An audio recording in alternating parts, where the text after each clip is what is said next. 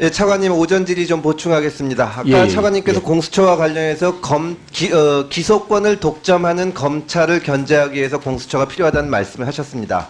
아까 또 존경하는 장주영 이사장님께서도 검찰의 기소 독점주의 때문에 이제 이것을 나눌 필요가 있다고 말씀을 하셨는데요.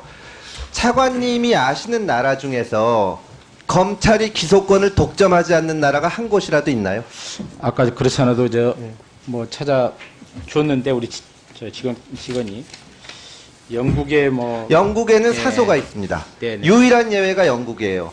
영국은 검사가 아니라 개인도 기소를 할 수 있습니다. 중대범죄수사청이라고 중대범죄수사청은 검찰의 일종이죠. 예, 그러니까 그러면 거기서 수사 기소를 같이 한다 이렇게. 영국 이외에는 다른 곳은 있습니까? 뭐 이 정도 알고 있습니다. 예. 네, 영국 정도 있다고 할 수 있습니다. 영국에서 사소가 있고 중대범죄수사청이 있는데 영국의 경우에도 중대범죄수사청이 공수처와 유사한 구조가 있다는 얘기가 있어서 법무부에서 그런 말씀을 하셔서 제가 제 개인 돈을 들여서 영국의 중대범죄수사청을 가봤습니다. 그런데 거기서 맨 처음 하는 얘기가 뭐냐면 자기들이 가장 중요하게 생각하는 것이 기소권과 수사권의 분리라고 합니다. 검사가 수사팀에 관여해서 어떤 수사에 관여를 하면 그 검사는 기소 결정에 전혀 관여를 못합니다.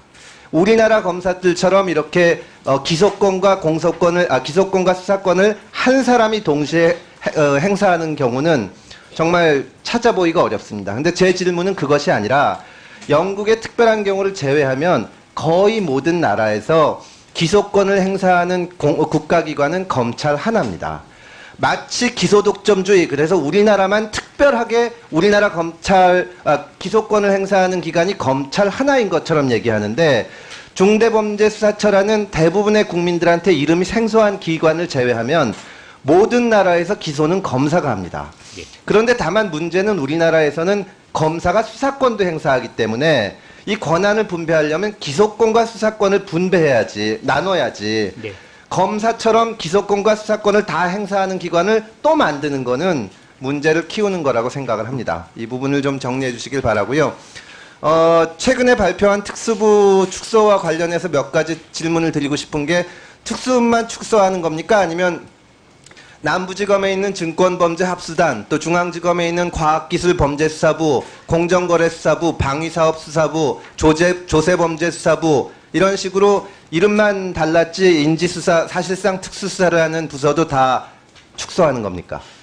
구체적으로 제가 여기서 말씀드리기는 어렵지만 방향은 직접 수사를 가급적이면 좀 줄이는 쪽으로 가야 되지 않냐. 아니 근데 말은 줄인다고 하면서 저는 이번 특수부를 이름을 반부패수사부로 바꾼다고 하는데 아까 차관님 말씀하시는 걸 들어보면 뭐 부산에서 특수부를 없애는 이유가 항만 관련해서 다른 수사부서가 있다고 하시는데 나는 이름만 바꾸지 그냥 검사가 기소권 행사하는 검사가 수사권 행사하는 부서가 여전히 존재할지 않을까 하는 염려가 있는 거죠. 왜냐하면 지금 검찰총장께서도 말씀하시고 검찰의 간부들 또 법무부에서 말씀하시는 게 인지수사부서 특수부를 줄인다고 하면서도 부패수사 총량은 유지한다는 계속 말씀하거든요. 그러니까 나는 역시 이번에도 검찰 수사의 칼날을 피하고 이름만 바꾸는 것이 아니냐 그런 걱정이 있는 겁니다. 개혁 작업에서 이 점을 좀 유념해 주시기 바랍니다. 예, 참고하겠습니다. 그리고 최근 조치와 관련해서 제가 개인적으로 굉장히 궁금한 것이 있는데 어제 전임 장관께서 검찰 출신 전관예우 금지를 연내 추진해서 내년부터 적용하도록 할 것이다라고 말씀하셨습니다. 사실입니까? 구체적인 방안이 있는 건 아닌데요. 구체적인 방안이 없는데 이런 말씀해도 됩니까? 근데 하여튼 이게 20년 동안 고민해온 거예요. 근데 연내 추진해서 내년부터 검찰 출신 전관예우 금지를 하겠다 그러면 지금까지 방법이 있었는데 안 한 것 같지 않습니까? 어떻게 법무부에서 이렇게 무책임한 발언을 할 수가 있습니까? 취업 제한이나 이제 수임 제한 부분인데요. 그러니까 방안은 계속 있었는데 이런 식의 발언을 좀 왜냐하면 검찰개혁이라는 게 실질적으로 정교하게 추진이 돼야지 어떤 정치적인 목적을 가지고 할 수도 없는 거를 이런 식으로 발언을 해서는 안 되는 겁니다.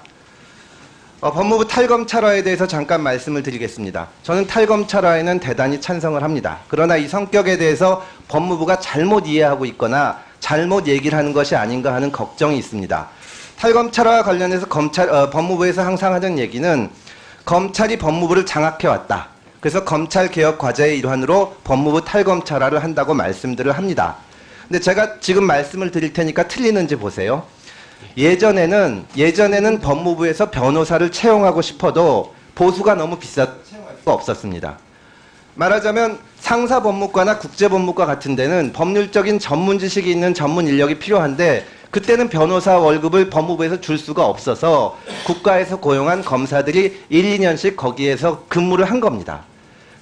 그런데 지금은 변호사 숫자가 늘어났기 때문에 여기에 얼마든지 채용을 할 수 있고 검사들은 1, 2년씩 왔다가 가기 때문에 그 국제법무나 상사법무, 민사법무 같은 할 수 있는 전문 인력을 키울 수가 없는 겁니다. 그렇기 때문에 이제 여기는 계속 그 부서에서 근무하면서 전문성을 키울 수 있는 사람을 이제 키우게 되는 건데요. 말하자면 법무부의 탈검찰화는 법무부의 전문 인력 양성이라는 차원에서 추진이 돼야지 검찰개혁하고 관계가 있습니까? 뭐 저희들도 저는 검사들이 들으면 되게 억울할 것 같아요.